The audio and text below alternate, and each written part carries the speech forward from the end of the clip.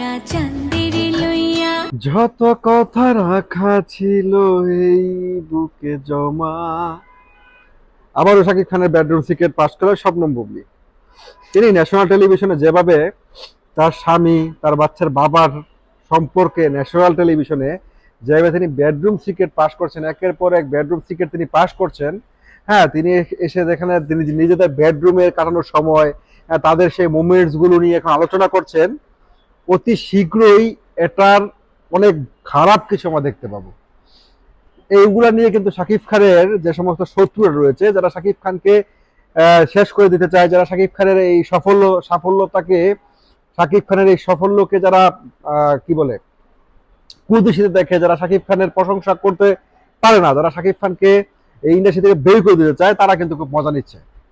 আপনি একজন শিক্ষিত নারী, আপনি একজন শিক্ষিত নারী, আপনার শিক্ষার, আপনার পারিবারিক শিক্ষা দীক্ষার কথা গল্প অনেক বলেছেন আপনি, কিন্তু আপনি বিভিন্ন ধরনের টেলিভিশনে যেভাবে আপনার স্বামীর সাথে কাটানোর সময়গুলো নিয়ে আপনি ন্যাশনাল টেলিভিশনে আলোচনা করছেন, এটা কি সত্যি একটা শিক্ষিত মানুষের কাজ? এখন আপনার বা আপনার কথিত ফ্রেন্ডদের অনেকের জলে আমি নাকি আপনার সম্পর্কে নেগেটিভ ভাইবস ক্রিয়েট করছি, বাট আমি as a Shakib Khan fan, অবিশ্বাসের ভক্ত, সেটা বাদই দিলাম।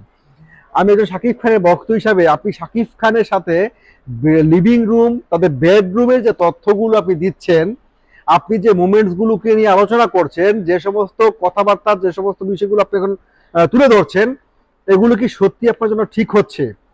আপনি যদি আপনার স্বামীকে বা আপনার বাচ্চা বাবাকে যথাযথ সম্মান করে থাকেন, যথাযথ ভালোবেসে থাকেন, তাহলে কি আপনি এগুলো বলতে পারেন?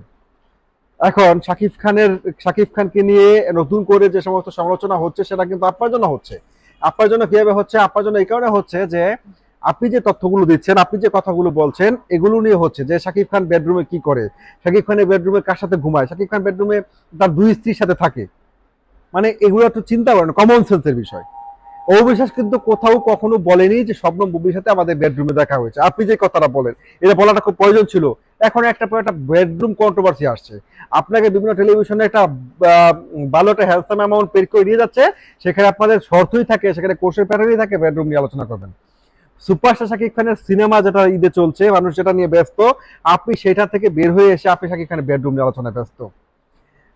শবনম ইয়াসমিন বুবলি, আপনাকে বলছি, আপনি আমার কন্টেন্ট হয়তো দেখবেন না, কিন্তু দয়া করে আপনি থামুন।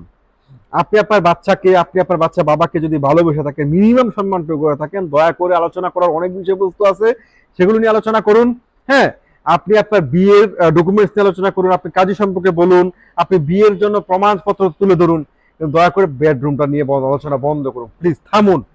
শাকিব খানের বেডরুমটাকে এইভাবে ওপেন সিক্রেট আপনি করবেন না। আপনার কাছে হাত জোড় করে রিকোয়েস্ট করছি, আপনি থেমে যান, আপনার থামা উচিত। আপনি আশা করব নেক্সটে কোনো ধরনের টকশোতে যেয়ে বা কোনো টেলিভিশনের সাক্ষাৎকারে যেয়ে আপনি দয়া করে বেডরুম কন্ট্রোভার্সিটা করবেন না। আপনি থামেন, প্লিজ থামেন।